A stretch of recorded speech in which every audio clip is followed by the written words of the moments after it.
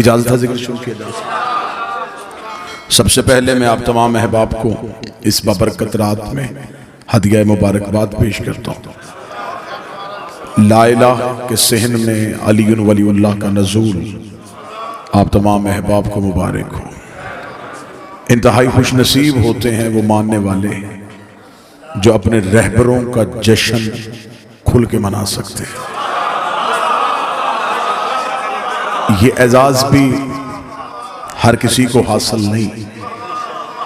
इमाम होने भी ऐसे ही चाहिए जिनकी शहादत भी मनाए और जिनकी आमद भी मनाई जा सके। हमें फख्र है कि हमें अल्लाह ने ऐसे हादी बरहक अता फरमाए।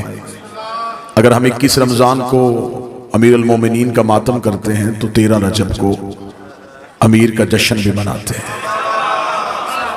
और ये जिक्र अली का मोजज़ा है कि बंदे हमारे सिर्फ रोने पे हंसते नहीं, हमारे हंसने पे रोते भी हैं।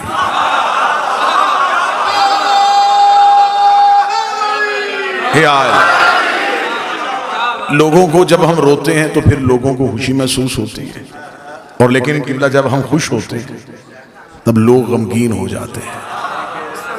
इस वजह से नहीं होते कि वो हमें खुश देखना नहीं चाहते हैं। खुशी तो हर किसी को अच्छी लगती है, खुश तो बंदा दुश्मन को भी देख के हो जाता है, लेकिन सिर्फ और सिर्फ वजह ये होती है कि बाज़ अहबाब के जहन में ये ख्याल आ जाता है कि काश हमारा भी कोई ऐसा होता ताकि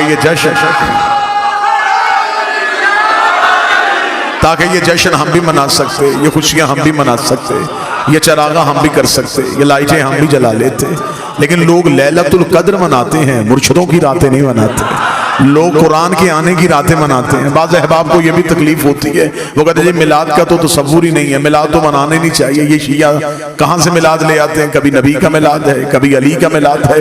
जो बंदे सारा साल हमारे मिलाद पे एतराज करते हैं, रजब के बाद शबान, शबान के बाद रमजान, रमजान की आखिरी रातों में एक रात, उस रात पे जिसने सारी जिंदगी एतराज करना है उसने भी मस्जिद में लाइटें भी जलानी है, चरागा भी करना है। उससे पूछो कि आज चरागा क्यों है? वो कहेगा जी आज कुरान के आने की रात है, आज कुरान के आने की रात है। फिर तेरे पास सोचने का वक्त ही नहीं कि कुरान के आने की रात मनाई जा सकती है, और जिस घर पे कुरान आया हो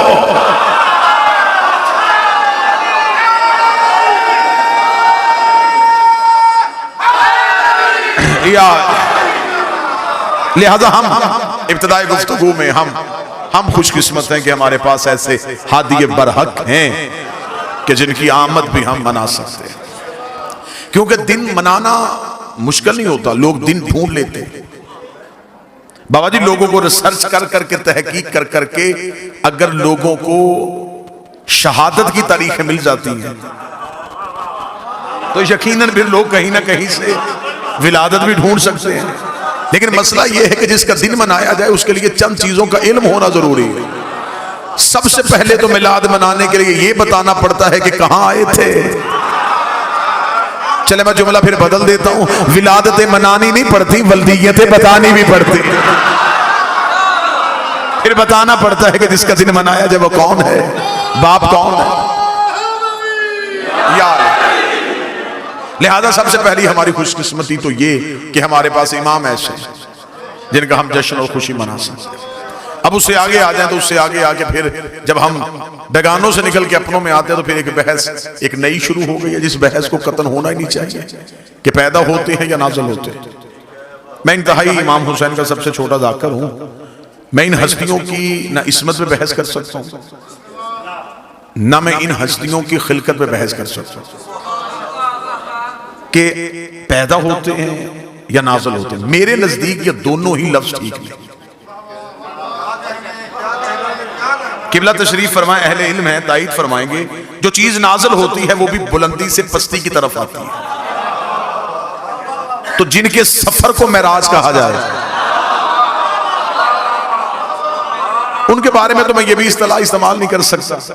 मैं अब एक लफ्ज़ में रह सका, अब एक लफ्ज़ एक नया आज के जश्न के हवाले से आपको हदिया करना चाहूंगा। और यकीनन रावलपिंडी में अकीदा पढ़ा भी जाता है, अकीदा सुना भी जाता है। ये लफ्ज़ अच्छा लगे तो आपने नौकर को तायद कर देनी है कि आज के जश्न के हवाले से ये जुमला बड़ा अच्छा था। क्योंकि मेरे 5वें बादशाह से आगे एक सहाबी ने पूछा था कि मौला एक मोमन दूसरे मोमन से मिले तो बेहतरीन तोहफा उसे क्या देना चाहिए? अच्छा लिबास दे, बेहतर खुशबू दे, या अच्छी सवारी दे? इमाम ने फरमाया नहीं, जब भी हमारा शिया दूसरे शिया से मिले तो सबसे बेहतर तोहफा ये है एक दूसरे को हमारे फजाइल सुनाया करो, एक दूसरे को हमारी फजीलतें सुनाया करो। और अगला जो इमाम ने अजर बताया आज के जश्न के हवाले से वो अजर भी सुन लेना।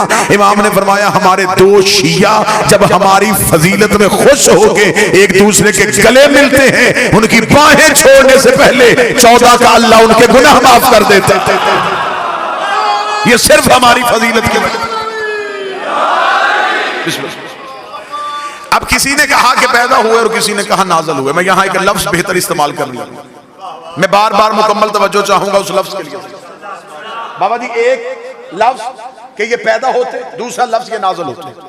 मैं एक लफ्ज इस्तेमाल करूंगा, न पैदा न नाज़िल। ये एक महदूद मुद्दत के लिए जब इंसान को अपने आप को देखने की ताब बख्शे, उस लम्हे को इनका आना कहते हैं। और जब ये इंसान से वो ताकत छीन ले उसे इनका जाना कहते हैं।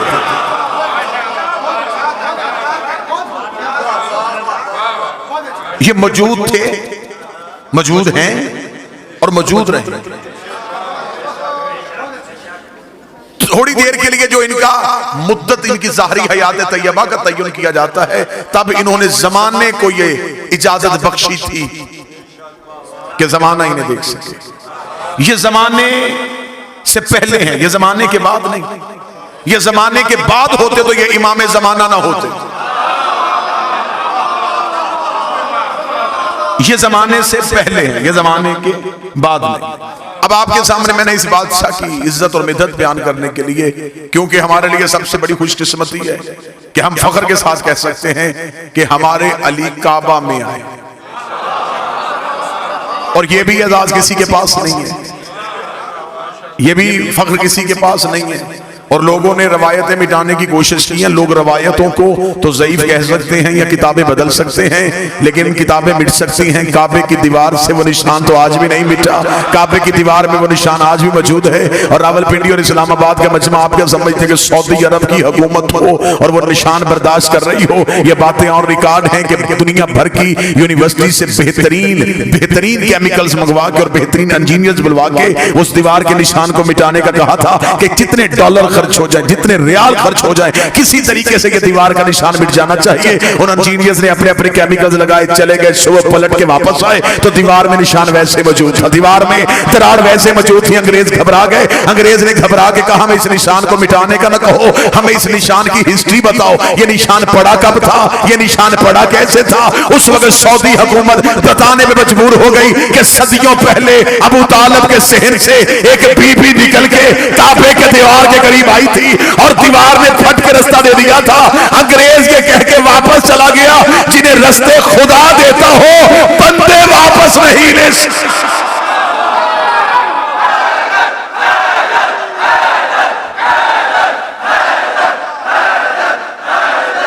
सारे बोले मिलके हैदरी।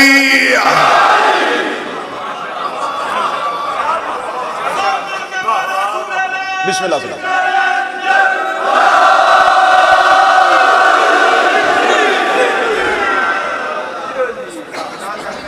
दीवार ने फट के रास्ता दे दिया और यहां से एक नबी की मां को निकाला गया। तो जो पूरी से हटाया नहीं गया। बीबी मरियम रहती ही अल्लाह के घर में बड़ बतूल, खुदा ने अपने घर से नज़ूल हजरत ईसा के वक्त का मरियम चले जाए, ये इबादत खाना है, जिचा खाना है। यहां बच्चे नहीं आते, यहां सजदे होते। उस बीबी के पास अपना घर भी नहीं था और उस बीबी को सहारे की जरूरत थी और अल्लाह दे भी बगैर शौहर के बेटा रहा था। शराइत सारी पूरी थी फिर भी निकाल दिया। अब मुझे दुख होगा जो बंदा जश्न सुनने आया और अगली सत्र पे ना बोले अली की मां आई नहीं थी, बुलाई गई थी। वहां घर भी कोई नहीं, यहां हवेली भी है। वहां बगैर शौहर के, यहां ऐसी शर्त भी कोई नहीं। तो मेरे मालिक उसे ऐन वक्ते नजूल ईसा के वक्त निकाल दिया, इसे ऐन नजूल अमीर के वक्त बुला लिया।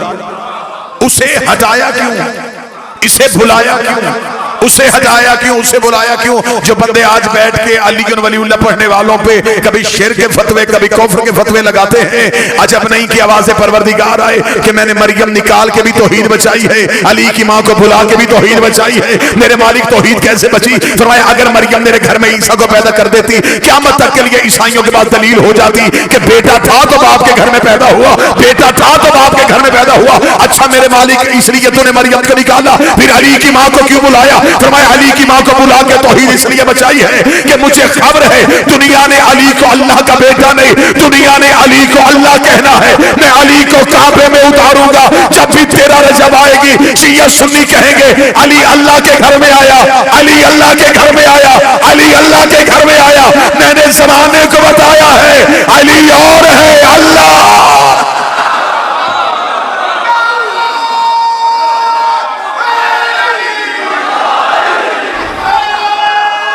बिस्मिल्लाह।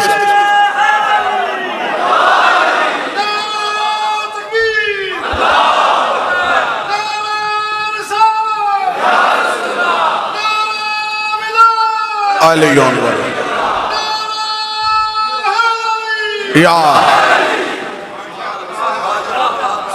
हमने अली को अल्लाह के घर में उतारा। फिर जहां बीबी गई है, मैंने आपके सामने कुरान की एक आयत पढ़ी, खुदा कहता जो पहला घर इंसान की हदायत के लिए बनाया, जो हमने फजा किया इंसानियत की हदायत के लिए, वो मक्का वाला है। और खुदा ने कहा उस घर का काम यह है कि वो आलमीन को हदायत करता है।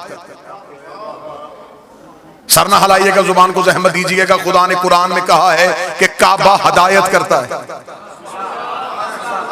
और काबे की पाकीज़गी पे किसी को कोई शक नहीं, क्योंकि हाथी का पाक होना जरूरी है। काबा करता है हदायत, काबा करता है जमाने को बाबा जी हदायत, और हाथी का हदायत के लिए बोलना भी जरूरी है। खुदा कुरान में कहता है कि काबा हदायत करता है। जश्न का माहौल है, मुस्कुराया भी जाए तो इबादत है।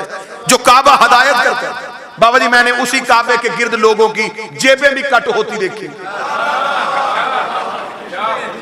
और खुदा कहता है ये हदायत करता है। अगर काबा हदायत करता है तो काबा रोकता क्यों?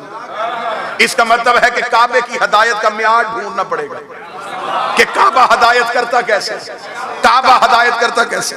बाज दफा होते हैं बुजुर्ग ने बच्चे का हाथ पकड़ा होता है, गली में जाते जाते सामने वाली बिल्डिंग की तरफ इशारा करके बेटा ये सामने स्कूल है ना, मैं यहां से पढ़ा था। पढ़ाया स्कूल है नहीं, उसके अंदर कोई उस्ताद है। जो बंदे चुप बैठे हैं, बंदा बस में बैठ के साथ वाली सवारी को कह रहा होता है कि मुझे उस अस्पताल से शिफा हुई थी, नब्ज़े अस्पताल ने नहीं देखी, उसके अंदर कोई डॉक्टर है। पढ़ाया स्कूल ने नहीं, उसके अंदर कोई टीचर है। फिर काबा भी हदायत नहीं करता, अंदर देख अंदर कोई हाथी है, जिसकी वजह से खुदा ने कहा कि मेरा काबा हदायत करता। और जिस काबे को खुदा ने हादी करार दिया, ये काबा असल नहीं। मैं अहले इल्म हजरात की मौजूदगी में जुमला कहूं, जिस बैतुल्लाह की तरफ मुंह करके सजदा किया जाता है, ये काबा असल नहीं, ये है बैतुल मामूर की शबी, ये है जमीन का मरकज, वो है आसमान का मरकज। ये काबा उस काबे की शबी है। लोग असल को सजदा नहीं करते। अच्छा मौलवी शबी को सजदा करे तो नमाज हो जाए। अहले इल्म ने तशरीफ फरमाए हैं, ये जो मस्जिद के ऊपर गुंबद बना होता है, ये गुंबद भी शबी है, गुंबद खिजरा। भाई ये गुंबद को बनाने का मुसलमानों के यहाँ तसव्वुर कहां से आया? इन्होंने रसूल के रोजे पे गुंबद देखा, उसी गुंबद को मस्जिद के ऊपर बनाया, उस मीनार की छवि मस्जिद में रखी। फिर उसी मस्जिद के अंदर एक मिंबर रखा, वो मिंबर था वो भी रसूल के मिंबर की छवि थी। जो ऊपर गुंबद है वो भी छवि, जो नीचे मिंबर है वो भी छवि। दुख मुझे तब होता है जब छवि के नीचे छवि पे बैठ के मौलवी कह रहा होता है कि छवि देखने से निकाह टूट जाता। जिसके नीचे बैठा वो भी छवि, जिसके ऊपर बैठा वो भी छवि।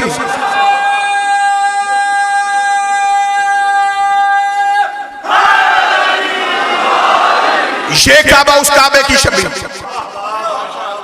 वो है बैतुल मामूर, ये है बैतुल्लाह, ये है मट्टी का घर, ईंटों का घर, वो है नूर का घर। ये बैतुल्लाह उसे देख के बनाया गया। और हजरत इब्राहिम ने खाना काबा बनाया नहीं, खाना काबा की दीवारों को बुलंद किया था। काबा पहले से मौजूद था। ये काबा उस काबे की छवि, यहां इनके जिस्म आए, वहां इनके नूर थे। यहां जिस्म आए तो जिस्मों ने तवाफ किया, वहां नूर थे तो नूरों ने तवाफ किया। वो बैतुल मामूर भी असल ने, उसके ऊपर भी एक काबा है जिसे अर्श रहमान कहते हैं। वो बैतुल मामूर अर्श रहमान की छवि है। उस अर्श रहमान पे कौन है? जबरील तो सिदरतुल मुंतहा पे रुक गया था। वहां आले मोहम्मद फरमाते या वो रहता है या हम रहते हैं। वहां हमने उसके नूर का तवाफ किया था। बैतुल मामूर में उसने हमारे नूरों का तवाफ करवाया, बैतुल्लाह में हमारे जिस्मों का तवाफ हुआ। अब मुझे नहीं पता कि इधर छलक जाए तो मैं माफी चाहता हूँ। 13 रजब को अली की माँ आई थी। अब मुझे समझ नहीं आ रही कि इस काबे से अली लेके आई है या उस काबे से अली लेके।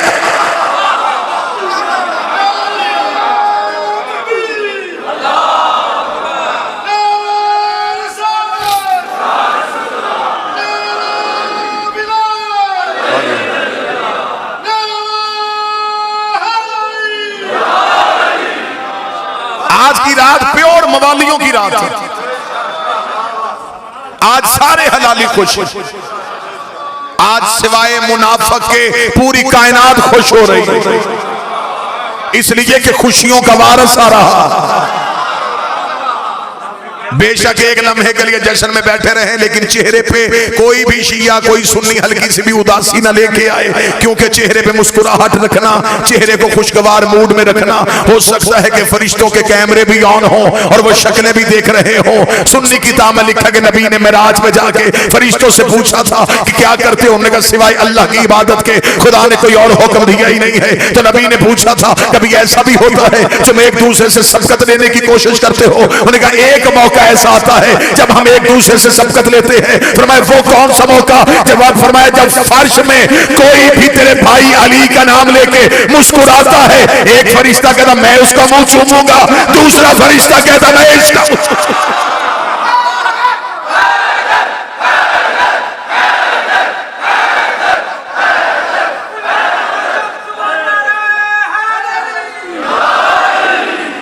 तीन दिन तक मुसलसल मादरे अमीरुल मोमिनीन खाना तौहीद में मेहमान रही। कतन कोई भी बंदा अली की मां की इस्मत पे शक न करे। बतूल ना होती तो काबे के सहन में ना होती। तौहीद की मेहमान। किसी किताब से साबित करो कि हजरत अबू तालिब ने रोटी भेजी हो। खाना हजरत अबू तालिब के घर से आया। 3 दिन अल्लाह के घर में मेहमान बन के बैठे। और खुदा ने कुरान में कहा मेरे काबे में 4 काम होते, रकू होता है, सजदा होता है, तवाफ होता है और एतकाफ होता है। 4 काम अल्लाह ने काबे के बताए, तवाफ, रकू, सजदा, एतकाफ। तवाफ काबे के अंदर नहीं, बाहर। रकू काबे के अंदर नहीं, बाहर। सजदा काबे के अंदर नहीं, एतकाफ काबे के बाहर नहीं। खुदा ने कुरान में कहा मेरे काबे में एतकाफ होता है। मौलवी सर पे कुरान रख के बताए सिवाय अली की मां के काबे में बैठा कौन है जिसके बैठने को अल्लाह ने एतकाफ कह के पुकारा। मुसलसल 3 दिन तक अली की मां तौहीद की मेहमान। 13 रजब को गई, 16 रजब को आई। एक दिन भी हजरत अबू तालिब शहजादी को ढूंढने के लिए काबा नहीं आए। खबर थी कि जिसकी अमीना थी वो नूर इलाही का नजूल। 3 दिन तक मुसलसल रही और बीबी खाना काबा की चाबी भी इसी घर में रही थी। आई दीवार से, बीबी अगर दर से आ जाती, आज मौलवी कह देता चाबी जो घर पड़ी थी, तो घर से चाबी लेके अली की मां आ गई। खुदा ने दरवाजे से नहीं दीवार से बुलाया। यह जुमला मुझे याद आ गया किबला ज़ैदी साहब का, वो कहते दर था, दीवार पे लगना था। दर पे नहीं आता, दर दीवार पे होता। 3 दिन तक मेहमान रहे। 16 रजब को रसूल आए। किसे लेने के लिए? अली को लेने के लिए। किसी एक किताब से साबित करो रसूल कुरान लेने कहीं गया हो। कुरान नबी को ढूंढता हुआ आया। नबी मस्जिद में होते थे, कुरान मस्जिद में आता था। नबी मिंबर पे होते थे, कुरान मिंबर पे आता था।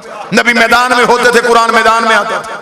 आयतें नबी के पीछे गई, नबी आयतों के पीछे नहीं आया। जो कुरान लेने कहीं नहीं जाता था वो अली को लेने के लिए काबे के दरवाजे के करीब आया। इधर मादर अमीर अल मोमिनीन के हाथों पे अली था। किताबें कहते हैं यहां तक कि अहले सुन्नत के कौसर नियाज़ी ने भी लिखा कि रसूल ने अपने हाथों को जल्दी से बढ़ाया, फरमाया अम्मा ये अमानत मेरे हवाले कर। अली का रसूल के हाथों पे आना था। अली ने आंखें खोली, आंखें खोल के पहली नजर नबी के चेहरे पे पड़ी। पहली नजर का नबी के चेहरे पे पड़ना था। रिसालत ने इमामत की खुराक का बंदोबस्त किया। रसूल ने अपनी जुबान से निकाल के अली के दहन में दी। नबूवत के सीने से इल्म के चश्मे फूट फूट के इमामत के दहन में मुंतकिल होना शुरू हुए।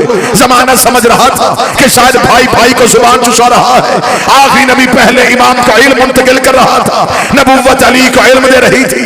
या अली ने अपनी आंखें खोली, रसूल ने अली को हाथों पे उठाया हुआ था।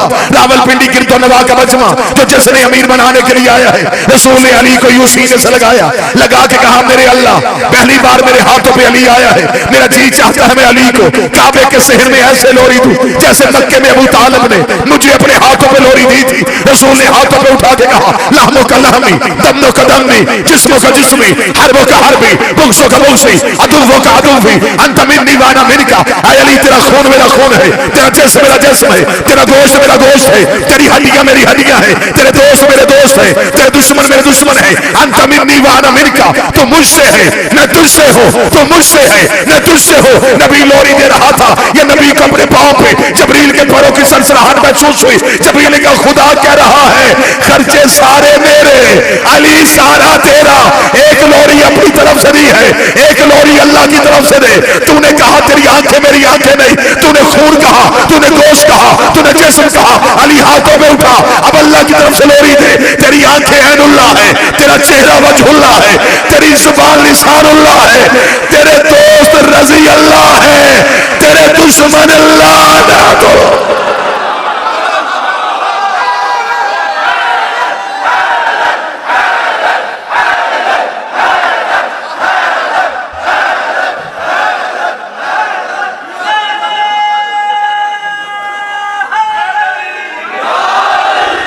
जुबान रिसालत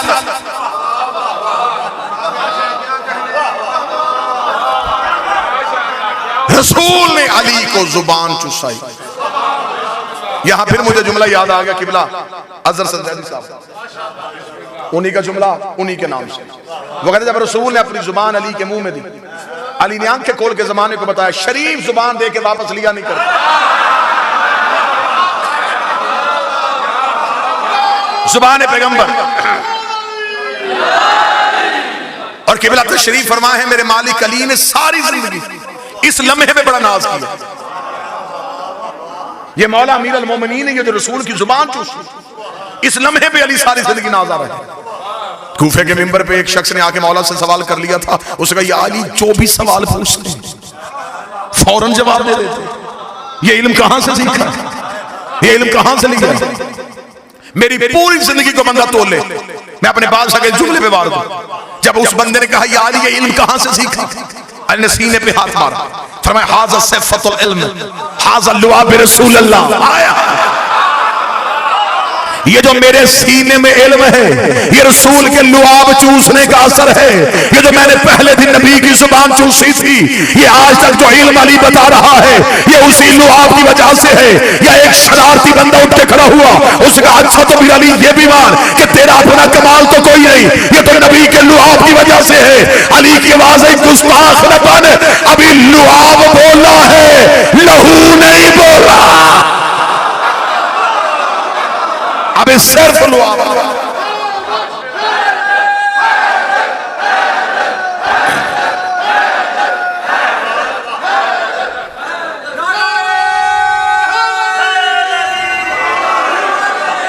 बिस्मिल्लाह। अभी सिर्फ लुआबे पैगंबर बोले,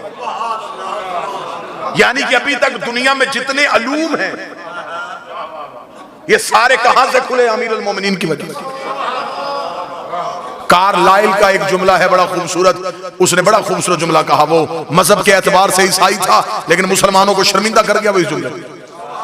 बाबा जी उसने कहा, काश दुनिया अली को मैदान जंग में मसरूफ न रखती। उसने कहा, कितने बदनसीब हो मुसलमानों, तुम्हारे पास अली जैसी शख्सियत थी। तुमने कभी खैबर में, कभी खंदक में, कभी सफीन में, कभी नहरवान में खड़ा किया। उसने कहा, काश तुम मुसलमान अली को तलवार देके मैदान में खड़ा ना करते, अली को सिर्फ मिंबर पे बिठाया जाता। ये सिर्फ बोलता। उसने कहा, अगर इसे सारी जिंदगी बोलने दिया जाता तो ये इल्म की इतनी दुनियाएं तख्लीक कर देता कि क़यामत अगर सर्च की जरूरत ही ना पड़ती। क़यामत अगर सर्च। आज दुनिया के पास जितना इल्म है, इस सब की इब्तिदा जो है वो अमीरुल मोमिनीन से मिले। हर इल्म की गिरहा खोल के जमाने के सामने फेंका है अली। और अली फरमा रहे जितना इल्म है ये रसूल के लुआब की वजह से, रसूल के लुआब की वजह से। सुन्नी किताबों में हदीस दिखाने के लिए तैयार हो, किबला मेरी ताईद फरमाएंगे। अहले सुन्नत किताबों में लिखा है ये जितने अंबिया बने थे ये नबी के पसीने से बने थे। इस नूर से जो नूरानी पसीना जारी हुआ, पसीने से मुराद ये नहीं होता बदन का पसीना। पसीना क्या है? हमारे जिस्म की जो नमकियात जो खारिज होती है उसे हम पसीना कहते हैं। और जो नूर से खारिज हो, माज़ल्ला सुम्मा माज़ल्ला, वो कसाफत नहीं, वो तो नूर ही है। नूर से नूर ही गिरता है। फरमाया जो नूर से नूर के कतरे गिरे, खुदा ने उन कतरों के सदके नबी बनाए। नूर से नूर गिरा, कोई आदम सफीउल्लाह, कोई नूह नजीउल्लाह, कोई इब्राहिम खलीलुल्लाह, कोई मूसा कलीमुल्लाह। बातें करें तो फिर करें कहां, सुनाएं तो फिर सुनाएं कहां। जिगर फटता है जब बंदे सर पे अमामा रख के कहते हैं ये भी मासूम नहीं है, ये भी मासूम नहीं है, ये भी मासूम नहीं है। वो मौलवी इतनी जुल्लत पैदा करे, वो हजरत इब्राहिम को कहे मासूम नहीं, हजरत इस्माइल को कहे मासूम नहीं। अगर ये सारे नबी मासूम हैं तो कैसे बने थे? नबी के पसीने से। डूब के मर जा, जब पसीने से बने वो मासूम हो सकते हैं तो जो खून मोहम्मद से बने, जिनकी रगों में नबी का लहू, आले मोहम्मद के मजहब में मासूमीन की मनसूस मिन अल्लाह तादाद 14। लेकिन इस घर के अफराद इस्मत के दर्जों पे फाइज, बिलखसूस बिलाग सरकार हजरत अबुल फजल अब्बास फातिह शाम शहजादे मादर अमीरुल मोमिनीन सरकार हजरत अली अकबर, ये वो शख्सियात है जो इस्मत के दर्जों पे फाइज। जितनी भी इल्म की दुनियाएं खुली, किसने खोली? अली ने। आज दुनिया में जितना अलूम है ये अमीरुल मोमिनीन की वजह से। हत्ता कि यहां तक कि एक यूरोपीय मुफक्कर ने किताब लिखी थी दी आंट, उसने 20 साल रिसर्च करके चींटी पे किताब लिखी। बाबा जी 20 साल वो जंगलों में, सहराओं में, मैदानी इलाकों में वो चींटी पे रिसर्च करता है। किस इलाके में कौन सी चींटियां रहती हैं, रंगतें क्या हैं। उसने 20 साल अपने जाया किए। 20 साल के बाद उसने इतनी मोटी किताब लिखी और सिर्फ चींटी थी।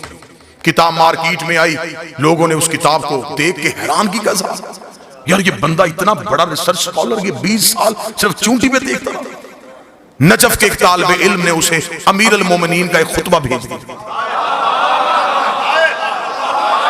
बाबा जी सदात बैठे, उसने वो खुतबा पढ़ा।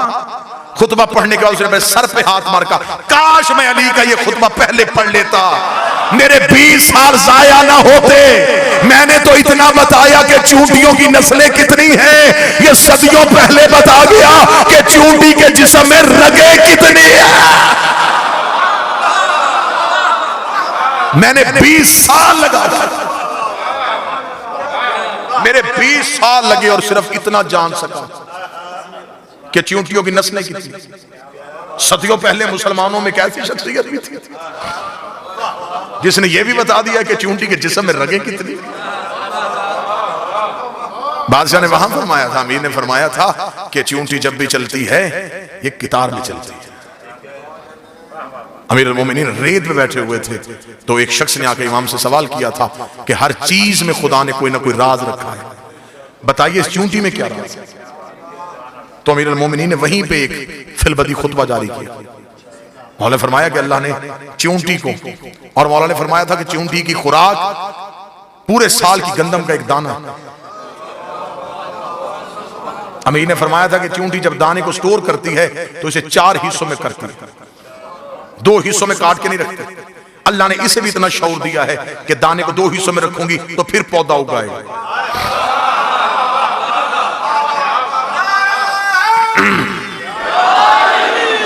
अमीर फरमाते हैं कि ये 4 हिस्सों में उसे तकसीम कर सकते। अमीर अल-मोमिनीन फरमाते हैं कि जब चूंटियां चलती हैं तो कितार में क्यों चलती हैं। सामने बैठे हुए साहिल ने कहा, मौला क्यों चलती हैं। मौला ने फरमाया कि चूंटियों के हर खानदान में एक फर्द होता है, एक चूंटी ऐसी होती है जो उन चूंटियों की इमाम होती है। हर खानदान में, चूंटियों के हर कबीले में एक इमाम चूंटी होती है।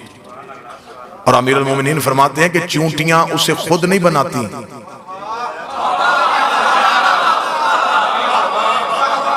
चूंटियां भी अपना इमाम खुद नहीं बनाती।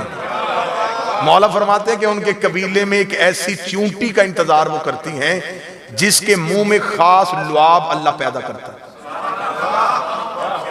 जब वो खास लुआब वाली चूंटी उस कबीले में आए, वो समझ आती है कि अब ये इमाम है। फिर वो जो चूंटी जिसके मुंह में खास लुआब होता है, अमीर फरमाते हैं कि वो दाना लेने के लिए कभी भी बाहर नहीं निकलती, चूंटियां उसे घर में रखती, उसके हिस्से का दाना कबीले की बाकी चूंटियां लेके आती। वो अपने इमाम को घर से निकलने नहीं देती, उसे घर में रखती। फिर जब मौला फरमाते कि वो जगह की हिद्दत सर्दी की वजह से या गर्मी की वजह से उन चूंटियों के कबीले के रहने के काबिल नहीं रहते, क्या वो ज्यादा देर यहां पे नहीं रह सकती।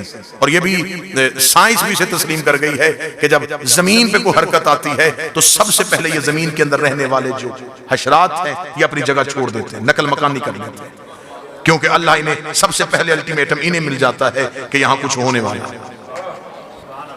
मौला फरमाते हैं कि जब वो जगह यहां रहने के काबिल नहीं रहती तो अब अगली जगह के इंतखाब के लिए बाकी चूंटियां नहीं जाती, अब वो इमाम उठता है। अगली जगह के इंतखाब के लिए वो इमाम जाता है। दुख होगा मुझे जो बंदा बैठा जश्न में और ना बोले, हिजरत जब भी करे इमाम करता है। जब कोई जगह रहने के काबिल नहीं रह जाती कि मतलब फिर वो इमाम जो है वो अपनी जगह से हरकत करता है, वो जाता है। अब वो जब जाना है उसने, तो अब उसने अगली जगह उसे अपने कबीले की स्ट्रेंथ का अंदाजा होता है कि हमारे कबीले की तादाद कितनी है और किस जगह पे हम रह सकते हैं। मौला फरमाते हैं वो अगली जगह का इंतखाब करने के लिए जाता है और जहां से वो गुजरता है वो लुआब जो उसका खास लुआब है वो उसे फेंकता जाता है।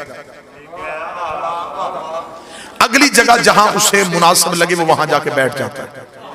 चूंटियां उस लुआब को सूंघती हुई कितार में चलती हैं।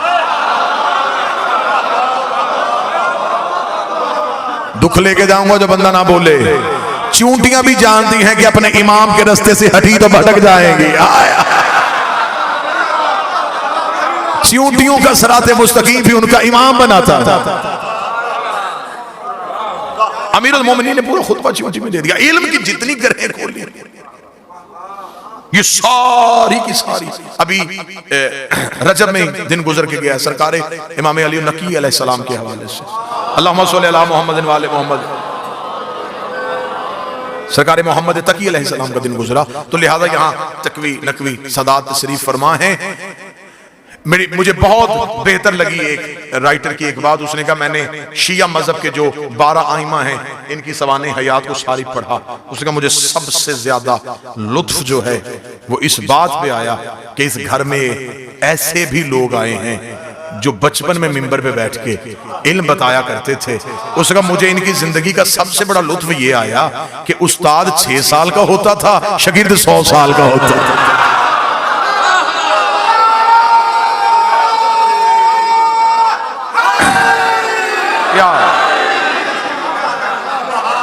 उसका इनकी जिंदगी का सबसे बड़ा लुत्फ यह है। सरकार मोहम्मद तकी अलैहिस्सलाम के मुनासबत से उसने ये जुमला लिखा था, क्योंकि 9 साल की उम्र में दस्तारे इमामत सर पे रख दी गई थी इस शहंशाह का। तो मुझे यहाँ पे जुमला याद आ गया तो मैं यहीं पे कोट करता जाऊं कि क्योंकि जो वालिद गिरामी थे वो बगदाद में थे, तो हाकिम ने कोशिश की, उसने कहा कि इसी तरीके से इस इमाम की जितनी भी निगरानी है हम अपनी हुकूमत के ज़ेरे निगरानी करवाएं।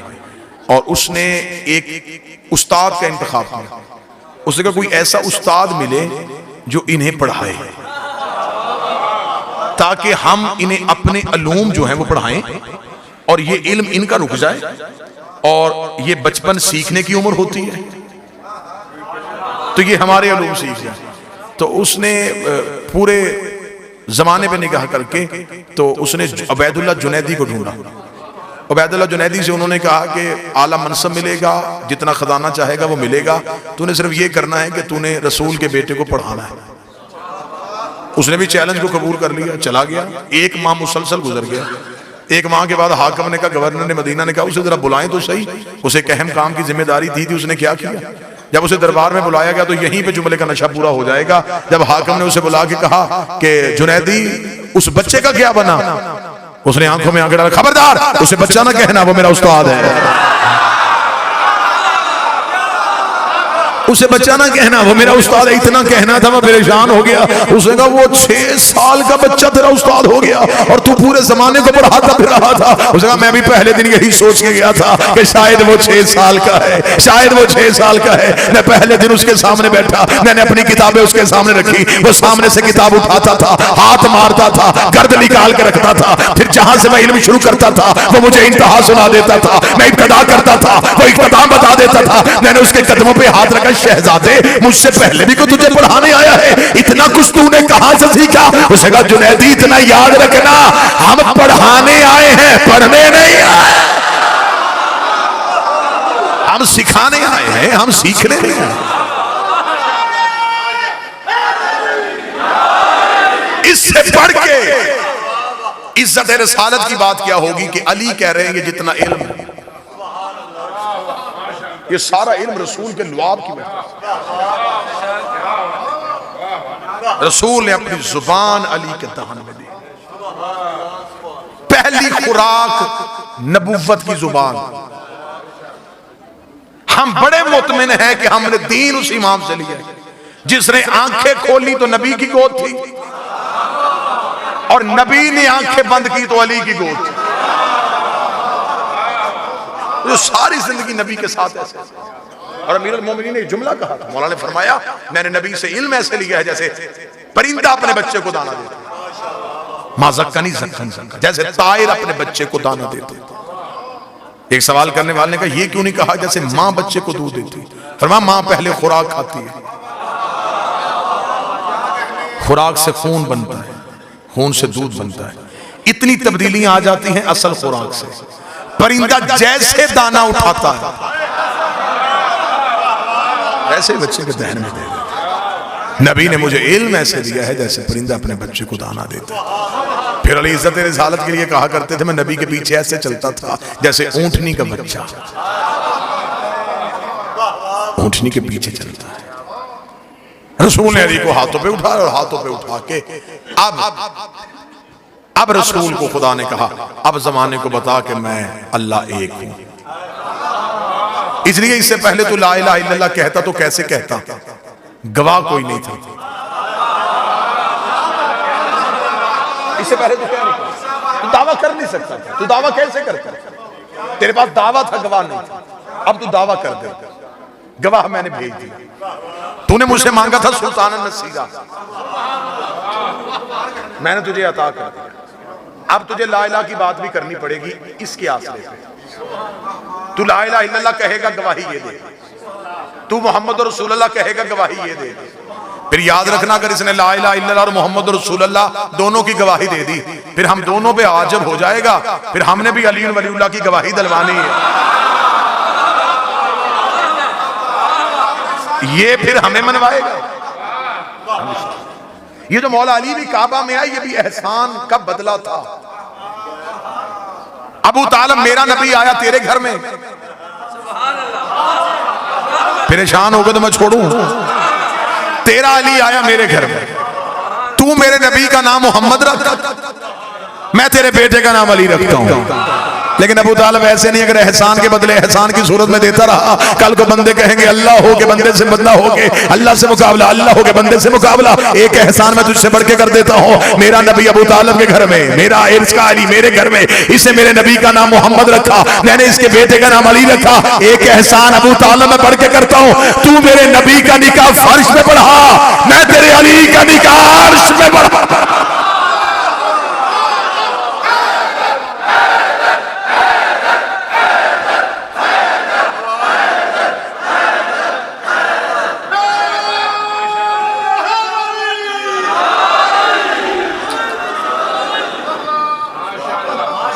हाथों पे अली को लिया और रसूल काबा से बाहर आए। अब रसूल के चलने का अंदाज बड़ा निराला था। अब मोहम्मद रसूलुल्लाह की टेक आ गई थी। अब अली वलीउल्लाह की सूरत में मुहाफ़िज़े तौहीद आ गया था। अब रसूल जमाने की आंखों में आंखें डालकर कूलू ला इलाहा इल्लल्लाह, अब कहो कि अल्लाह एक है।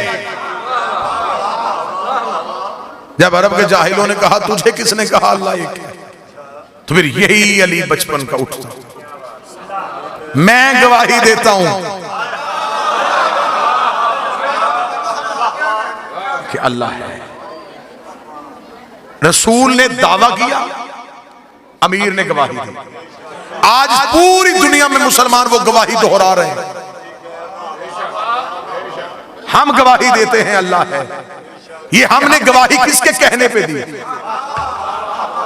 हमने तो अल्लाह देखा नहीं। इसका मतलब है कि हमने उस हलफ को दोहराया जो रसूल के सामने अली ने दिया था। अमीर अल मोमिनीन ने सबसे पहले कहा कि मैं गवाही देता हूं अल्लाह है।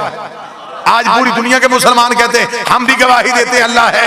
फिर मौलवी को शर्म नहीं आती? जिसकी वजह से अल्लाह की गवाही दी जाती है, उसकी अपनी गवाही से नमाज टूट कैसे जाती है?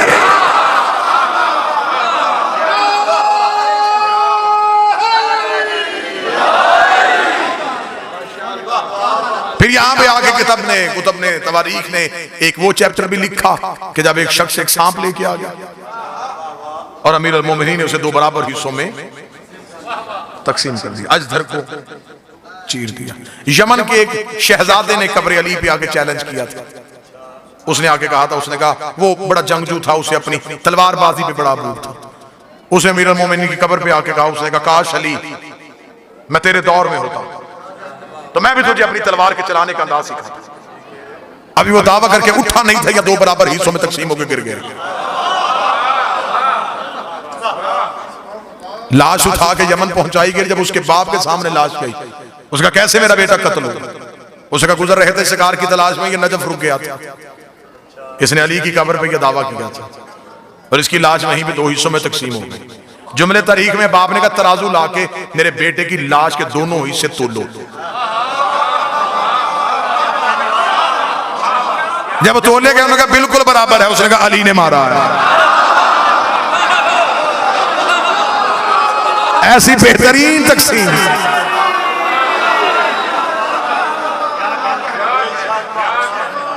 ऐसी बेहतरीन तकसीम सिवाय अली के कोई कर नहीं सकता। अबू तालिब मेरा नबी तेरे घर में आया और तेरा अली मेरे घर में आएगा। अबू तालिब तूने इस जमाने को बताया था कि मोहम्मद रसूलुल्लाह है, अब इस मोहम्मद को मैं कहूंगा कि तू जमाने को बता कि अलीयुन वलीउल्लाह है। तूने जमाने को ला इलाहा इल्लल्लाह मनवाया था, मोहम्मद रसूलुल्लाह मनवाया था, और उस दौर में मनवाया था जिन लोगों ने कहा था कि अबू तालिब बता तू किसकी पूजा करता है, और तू 5 बरस के नबी को अपने कांधों पे बिठा के मक्के की पहाड़ी पे गया था। तूने पहाड़ की बुलंदी पे जाके रसूल के हाथ पकड़ के बारिश की दुआ की थी और आसमान से बारिश आई थी। तब से मैंने 5 साल के मोहम्मद को कह दिया था कि याद रखना हमने एहसान के बदले देने भी हैं, ये गिनता जा। आज इसने बुलंदी पे आगे जमाने को बताया कि मोहम्मद रसूल है, तूने भी पलानों का मिंबर बताना है कि अली अल्लाह का वली है। लिहाजा हरफ आखिर के तौर पे गुजारिश करूंगा कि आज अगर कोई शिया है और फिर वो अली वलीउल्लाह पढ़ता है तो एक लम्हे के लिए भी इख्तियारात अली पे शक न करना। इसमत खानदान ततहीर पे शक।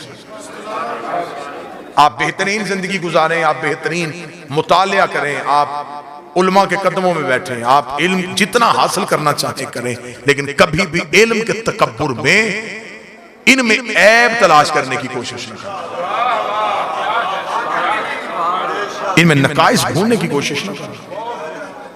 अब जमाना बदल रहा है, अब जमाना करवटें ले रहा है, अब दुश्मन के तरीके तब्दील हो चुके हैं। अब लोग आपको एक बेहतरीन रूप में आले मोहम्मद से दूर करने की कोशिश करें।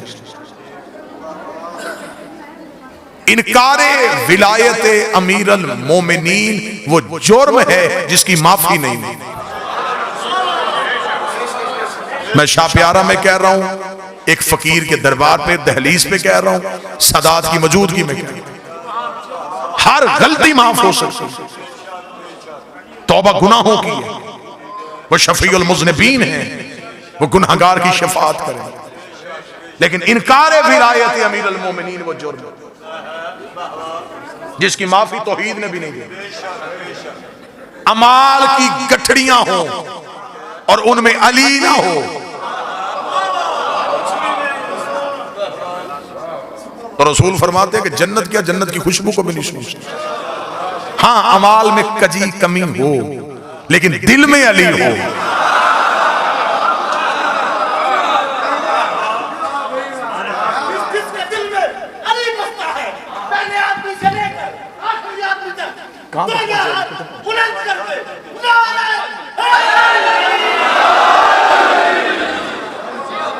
जश्न हो चुका, सलाम आपका हो गया, सदात का हुक्म था, आपके चेहरों की ज़ियारत हो गई। अल्लाह पीर बाबा नज़ाकत शाह जी को मुकम्मल सेहत वाली जिंदगी अता फरमाए।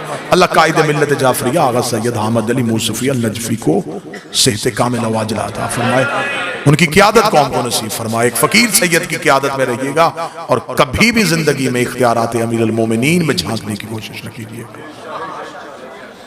ये जैसे जैसे हम जमाना ज़हूर के करीब आ रहा है, वैसे वैसे अकीदे के इम्तिहान सख्त हो रहे हैं। अब अकायद के हवाले से देखा जाएगा, अकायद के हवाले से परखा जाएगा। अब फैसले अमलों पे नहीं होने, अकीदों पे होने। अब अमाल की वजह से नहीं। अब जमाने में अब जो भी एतराज किया जाए, ये यहां तक जी, ये अली ना पढ़ा जाए, यहाँ ये ना पढ़ा जाए, ये फजीलत ना पढ़ी जाए, ये फजीलत ना कही जाए, इस चीज का इकरार ना हो, इस चीज का इकरार ना हो, ये किसने आपको म्यार दिया?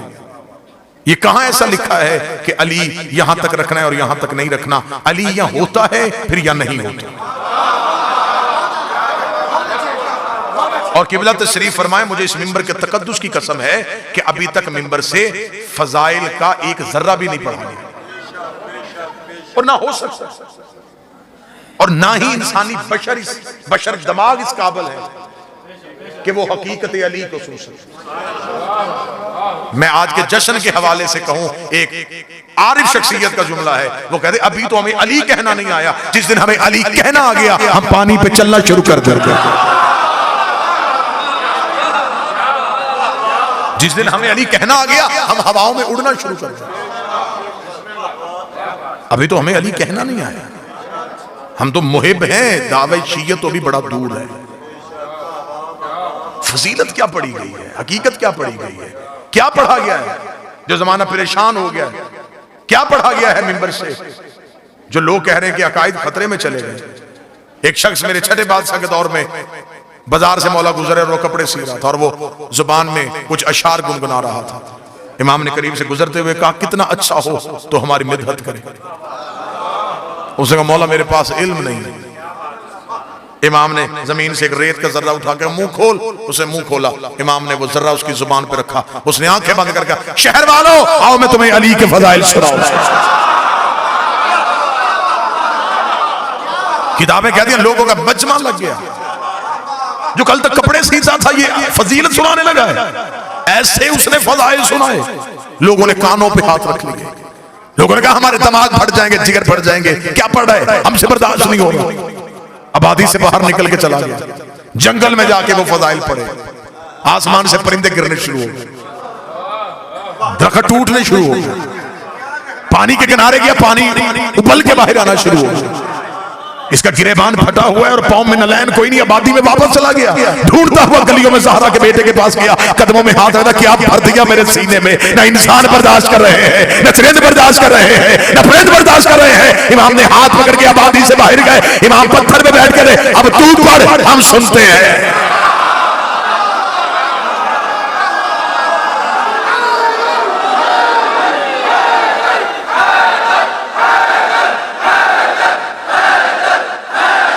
सारे बोले मिल के हैदरी।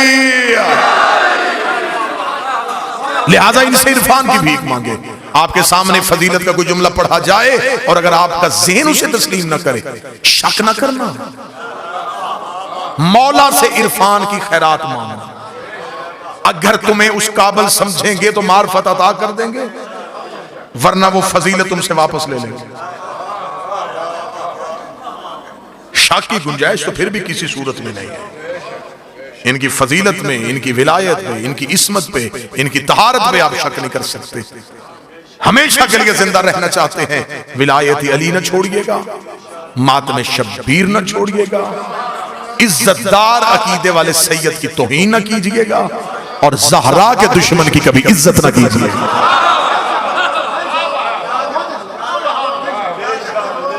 ये जो शीयत आप तक पहुंची है, ये फूलों की सेज से होकर नहीं आई। अल्हम्दुलिल्लाह मैं मिंबर आले रसूल पे इतने लोगों के सामने इस पाक धरती पे कह रहा हूं, हमारा अकीदा तौहीद वही है जो हमें आले मोहम्मद ने अता किया। हमारा अकीदा रिसालत वही है जैसा हमें अली ने रसूल का एहतराम बताया। हम 12 आइमा की इमामत के कायल हैं, चहारदा की इस्मत व तहारत के कायल हैं, लेकिन इसी इस्मत को इस खानवादा में मुसलसल समझते हैं। इस घर के अफराद को इस्मत के खासे में समझते हैं। आज मौलवी मस्जिद का दरवाजा खोल के कह रहा है अल्लाह को पहचानना, हिंदू मंदिर की घंटी बजा के कह रहा है अल्लाह को पहचानना, ईसाई चर्च का दरवाजा खोल के कह रहा है अल्लाह को पहचानना। हर कोई कह रहा है अल्लाह को पहचानो, अल्लाह को पहचानो, अल्लाह को पहचानो, अल्लाह को पहचानो। अकेला अली था जो कूफे के मिंबर पे कह रहा था पहले खुद को पहचानो। जब तक तुम्हें तुम्हारी मार्फत नहीं होगी तब तक तुम्हें अल्लाह की मार्फत नहीं होगी। पहले अपने सर से लेके पांव तक अपनी शख्सियत को देखो, अपनी हसीयत को देखो, अपनी औकात को देखो। बस हमें इतना ही फख्र है, हमें उस अल्लाह का आज की रात में अपने बादशाह का इतना शुक्र। ये सिर्फ मौला अली कह सकते थे, ये मौला अमीर से पहले ना किसी ने कहा ना बाद में कोई कहेगा कि ऐ मेरे अल्लाह मैं तेरी इबादत। यही जुमला अमीरुल मोमिनीन की फजीलत के लिए काफी है कि मेरे अल्लाह मैं तेरी इबादत, तेरी जन्नत के लालच में नहीं करता, मैं तेरी इबादत तेरे जहन्नम के खौफ से नहीं करता, मैंने तुझे लायक पाया इबादत का, तो इस लायक है कि तेरी इबादत की। ये जुमला वही कह सकते थे, उन्हें ही कहना चाहिए था, उन्हीं की जुबान से दस्ता था। हम तो आज शबे नजूल है मेरे मालिक तेरी, हम ये सारे शिया सुन्नी आए मेरे मालिक, मैं इन सब की जुबान बनके इन सब की इजाजत के साथ मेरे मालिक मैं आज की रात पे आपको कहने लगा हूं, या अली हम आपको मौला जन्नत के लालच में नहीं मानते, या अली हम आपको मौला जहन्नम के डर से नहीं मानते, या अली हम आपको मौला इसलिए मानते हैं आप लायक ही मौला के हैं।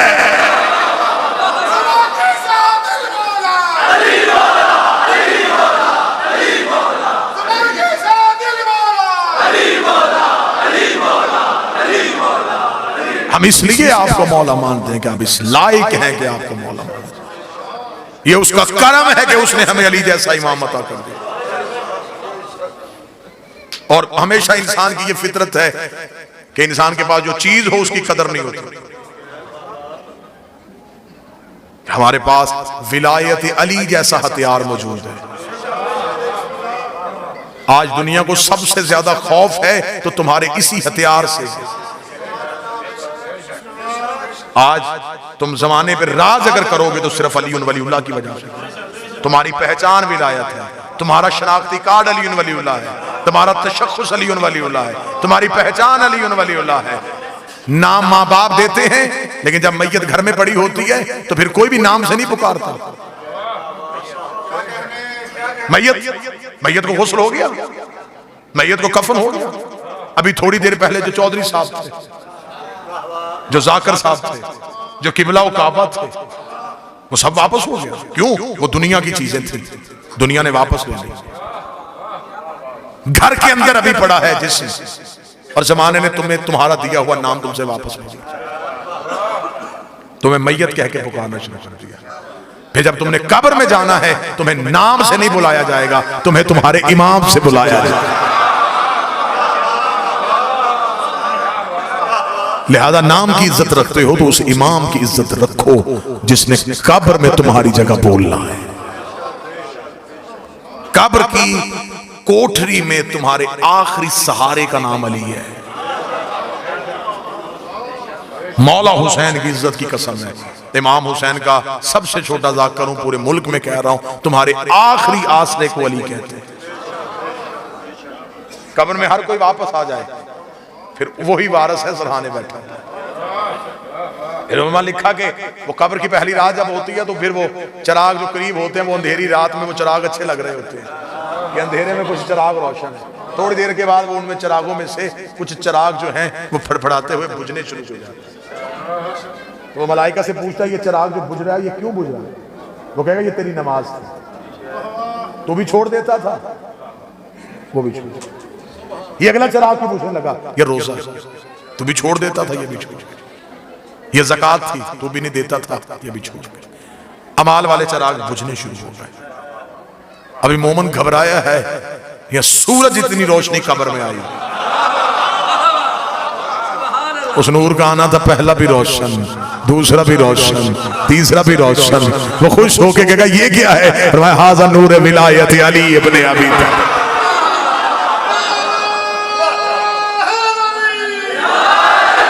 ये है विलायत अमीर अल मोमिनीन का नूर। जिस अली वलीउल्लाह पे तू सारी जिंदगी गवाही देता रहा, आज वही अली तेरी गवाही देने के लिए आ चुका। लिहाजा आज के जश्न के हवाले से मेरा पैगाम, बस नारे हो चुके, दाद हो चुकी। कल फिर इंशाअल्लाह बंगश कॉलोनी दरबार सरकार शाह चंद चिराग आपके सामने हाजिरियां कल रात को होंगी। गुजारिश और इस्तदा सिर्फ इतनी है कि अगर अली को मानो तो फिर अली की मानो। जमाने के सामने एक बेहतरीन शिया के रूप में आए ताकि कोई बंदा हमारी वजह से हमारे मजहब पे इल्जाम न लगा सके।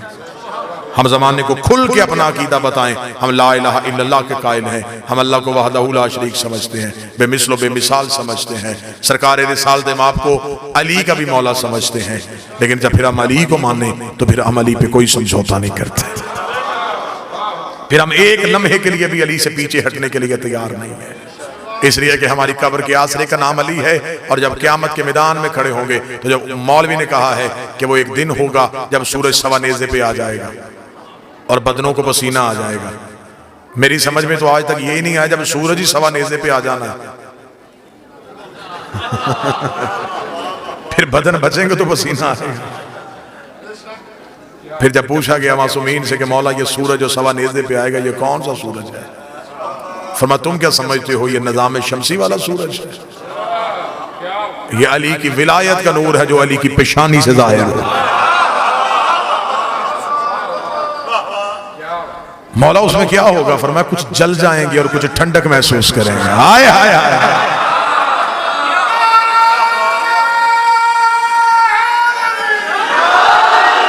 कुछ जल जाएंगे कुछ ठंडक महसूस करें। मौला जलेगा कौन और ठंडक में कौन होगा? फरमाइए विलायत का नूर है। जो इकरार वाले होंगे वो ठंडक में आ जाएंगे, जो इनकार वाले होंगे वो जल जाएंगे। जब से मैंने ये पढ़ा है तब से मुझे बड़ा लुत्फ आया है। या अली तेरे दुश्मन का मुकद्दर ही अजीब है, यहां भी जलना वहां भी जलना। ये अली की विलायत का नूर है जो अली की पेशानी से जाहिर होगा। फिर फरमाया कि वो एक तेज धार तलवार होगी, वो बाल से ज्यादा बारीक होगी, तलवार से ज्यादा तेज होगी, आग से ज्यादा गर्म होगी। आ जाए बिस्मिल्लाह। मौला आपको इज्जत दे, आए बिस्मिल्लाह।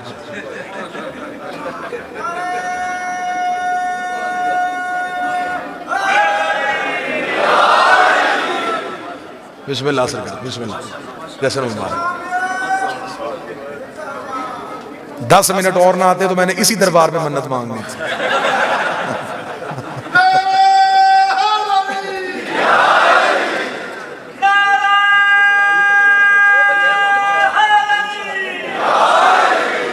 मौला आले मोहम्मद इज्जतों के साथ नवाजे बरादर जी वकार जनाबे मुर्तजा कंबर साहब तशरीफ ले आए। जश्न का माहौल, वो हमारे मिंबर का नाम है किबला अली नासर हुसैनी साहब, फिलबदी लहजे के खतीब हैं। तो उन्होंने मुझसे एक दिन पूछा था, उसने कहा मुझे आज तक ये समझ में नहीं आया मौलवी जश्न कैसे खत्म करे। ये जाकर तो बोलो बोलो सकीलाल में खत्म कर लेते हैं।